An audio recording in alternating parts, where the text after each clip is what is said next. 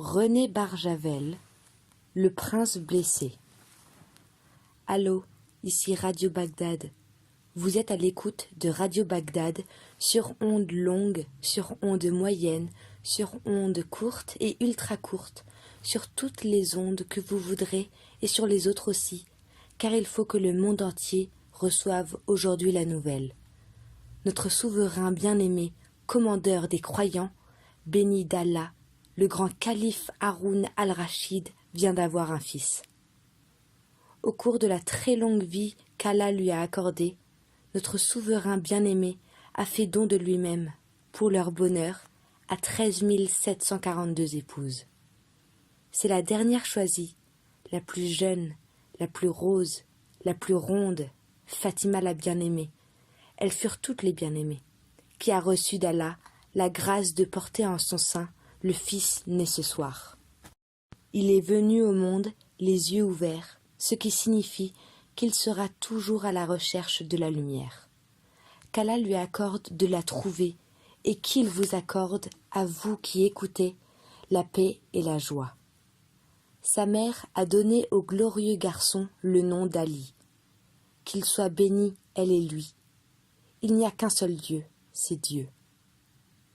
16 ans et 1 jour après la diffusion de cette nouvelle, au lever de la pleine lune, la 2CV en or du calife s'arrêta devant l'entrée du stade olympique de Bagdad, où allait se disputer la finale de la Coupe du monde de football entre l'équipe du Croissant et celle de la Faucille. Haroun al-Rachid replia sur son avant-bras gauche sa longue barbe blanche afin de ne pas la piétiner en descendant de voiture, introduisit ses pieds nus délicats dans les babouches que lui présentait son grand vizir agenouillé et entra dans le stade entre 2 ais de paras en battle dress qui lui présentaient leurs armes. Quand il apparut dans la tribune impériale, les 300 000 spectateurs, y compris les supporters de la Faucille, se levèrent et l'acclamèrent en brandissant des fanions et des banderoles. Et le match commença. Ali jouait avant-centre. Il marqua de la tête, de façon foudroyante, les 3 buts qui donnèrent la victoire au Croissant.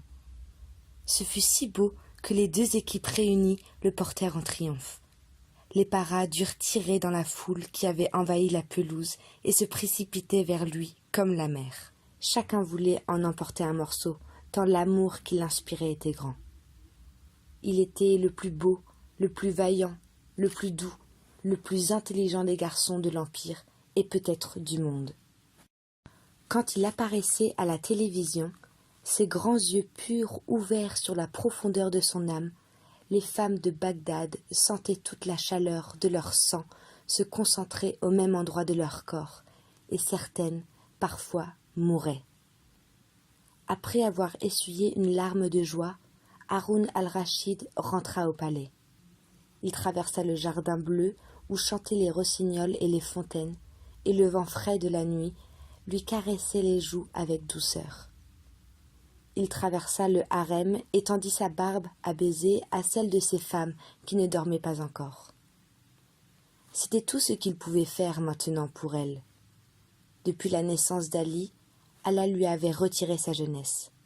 Il n'avait plus pris d'épouse, il avait renvoyé dans leur famille, avec un sac d'or, les vierges que lui offraient les tribus. Et les tribus savaient, comme lui, et Allah le savait, que la fin de son grand règne approchait. Ali serait son successeur. La plupart de ses précédents fils étaient depuis longtemps morts de vieillesse. Ceux qui vivaient encore et auraient pu prétendre à la succession y avaient renoncé quand ils avaient vu les yeux d'Ali. Beau était en soie de Chine et lui avait été offert par l'empereur Mao, qui était presque aussi âgé que lui. Haroun al-Rachid soupira de bonheur et de lassitude et appuya sur le bouton d'une sonnette. Omar apparut. C'était le génie que le commandeur des croyants avait chargé de veiller sur Ali dès le premier instant de sa naissance. Il ne le quittait jamais, jamais. À ce moment même, bien qu'il fût debout au pied de la couche du calife, il était aussi auprès d'Ali. Il restait en général invisible, mais pouvait se manifester matériellement à la demande du prince ou de son père, sous toute forme qu'il lui demandait. Dans le désert, il devenait tente, chameau ou source.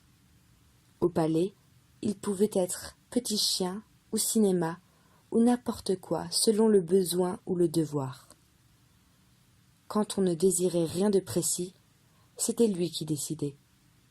Ainsi venait-il d'apparaître là, sous la forme discrète d'un jeune serviteur, vêtu d'une robe bleue à ceinture d'or qu'il aimait beaucoup. « Comment va Ali ?» demanda le calife. C'était la question de chaque soir. Ce soir-là, le calife ajouta « Il n'est pas trop fatigué ?»« Il est superbe, » dit Omar avec orgueil, comme s'il se fût agi de son propre fils. Mais il y avait des milliers d'années qu'Omar n'avait pu engendrer. Son dernier fils, après une longue carrière, avait pris imprudemment la forme d'un dragon pour manger quelques jeunes filles, et Saint Georges l'avait tué. Le calife soupira et dit « Il est temps de penser à en faire un roi. »« Il est temps, » dit Omar. Il connaît le Coran et les poèmes, la chimie du pétrole et sa géologie, la gravitation du dollar, le langage des oiseaux et celui des étoiles, et bien d'autres choses indispensables à ce métier, qui devient chaque jour plus difficile. Tu n'imagines pas, mon pauvre Omar, comme il est compliqué de travailler au bonheur du peuple sans s'attirer sa rancune. J'imagine, dit Omar. Moi, je me suis toujours arrangé pour être aimé par les femmes. L'amour des femmes du peuple est la racine des rois. Encore ne faut-il pas se laisser dévorer. Mon Ali est vierge du cœur et de la chair, et plus tendre que la crème du lait de gazelle. Si nous n'y prenons garde, toi et moi, elles le mangeront comme un agneau. Il faut qu'il apprenne à se méfier des femmes, Omar. On ne les aime bien que si l'on y prend garde. Où pourrions-nous l'envoyer pour la guérir ? Omar leva les 2 mains ouvertes en un signe d'évidence. Tu as raison, j'y pensais aussi, dit le calife. Le lendemain, Haroun al-Rachid fit savoir au président de la République française qu'il désirait acheter le jardin des Tuileries pour y construire un palais pour son fils. Le président lui répondit qu'il ne pouvait laisser une dynastie étrangère, fût-elle amie, s'établir dans un jardin municipal, avec son profond regret. Le calife alors acheta le crayon, renvoya les clients dans leur foyer et fit entièrement reconstruire et redécorer l'intérieur en style du croissant. Cela ne prit que 2 ans, pendant lesquels Ali devint plus grand, plus fort et encore plus beau. Quand vint le jour du départ, la mère du prince Fatima, toujours belle, versa beaucoup de larmes, et Ali en versa quelques-unes en lui baisant les mains. Mais l'intérieur de son cœur était joyeux à la pensée du voyage et du séjour dans la capitale de l'Occident, pleine de merveilles et de fumée. Il prit respectueusement congé de son père, qui lui dit « Surtout, ne sois pas sage. Oui, sire, Omar t'accompagne. Et Allah aussi, mon père. Et Allah aussi, bien entendu. » En une semaine, Paris devint fou d'Ali. L'intérieur du crayon avait été en partie enlevé, comme celui d'une tomate qu'on veut farcir. Dans cet espace rendu libre, les architectes du calife avaient fait naître un jardin oriental plein de fleurs, de fontaines et de perroquets, avec quelques gazelles mélancoliques. Ali y donna des fêtes comme on n'en avait plus vu depuis des siècles. Au petit matin, elles débordaient sur la place de la Concorde, qu'elles emplissaient de lumière et de musique. Les quelques automobiles qui passaient se joignaient à la danse avec les agents accourus. Quand venait le jour, la place était couverte de confettis et de serpentins, parmi lesquels dormaient des filles et les éboueurs ivres.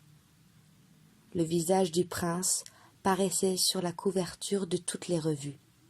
des attroupements se formaient devant les kiosques pour le contempler. Van Dongen fit de lui 77 portraits et les accrocha au mur d'une pièce ronde.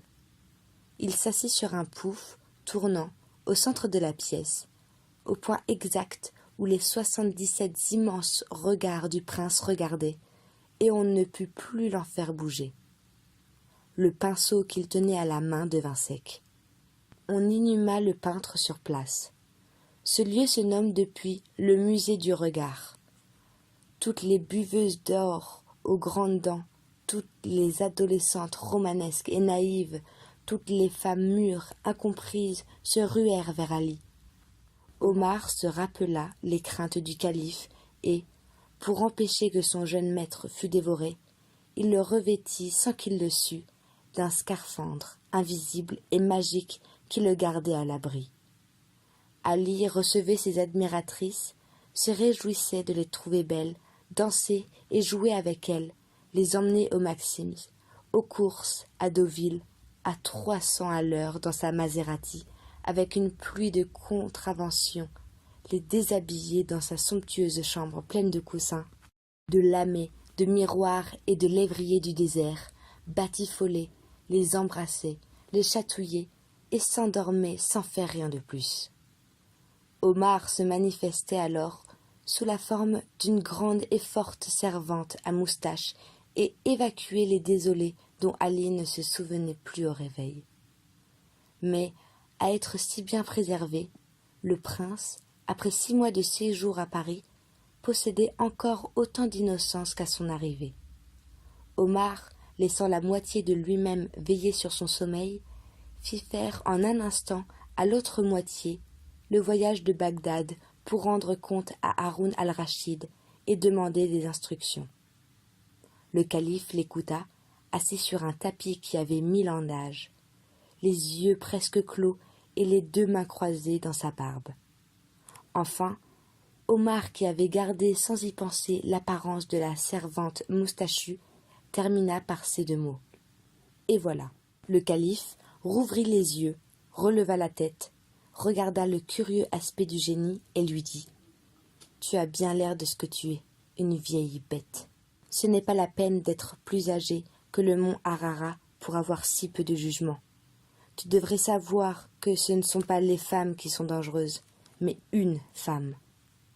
Tant qu'elles sont une foule à le vouloir, lui n'en voudra aucune, et il ne risquera rien. Comment veux-tu qu'il apprenne à s'en préserver si tu l'en protèges? Ce n'est pas sur le sable du désert qu'on apprend à nager.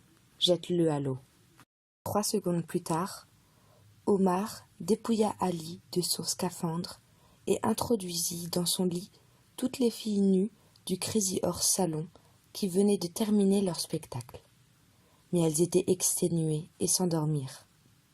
Ce fut seulement la nuit suivante que le prince eut la révélation de ce qu'on nomme les joies charnelles, par les soins d'un bataillon de filles ravissantes qu'Omar avait sélectionnées dans la journée. Il y en avait des brunes, des blondes, des rousses, et même des noires et des jaunes, toutes un peu grasses comme on les aime à Bagdad. Il y en avait dans les fauteuils, sur les coussins et les sofas, dans la baignoire, sur l'armoire incrustée de nacre, sur la table basse en bois découpé, dans le plateau de cuivre et dans le lit, sous les draps, entre les draps, sous chaque couverture, et une en travers à la place du traversin. Cela composait une sorte de jardin mouvant des bras, d'épaules, de seins et de derrière qui découvrait parfois la bouche rose d'un sexe, fleur carnivore et assoupie. Ali ne se rappela jamais en quelle fleur il avait sombré en premier, puis en combien d'autres. Cette nuit lui laissa un souvenir confus et chaud, comme celui d'une baignade au bord de la plage en plein été. On n'identifie pas les vagues aimables qui vous recouvrent, vous aspirent, vous reçoivent, s'évanouissent. Il fut d'abord émerveillé par ce jeu nouveau et, comme Allah lui avait donné une grande santé, il s'y amusa beaucoup. Mais en quelques mois, il en fut saturé et commença à dire « Les femmes ? Bof !»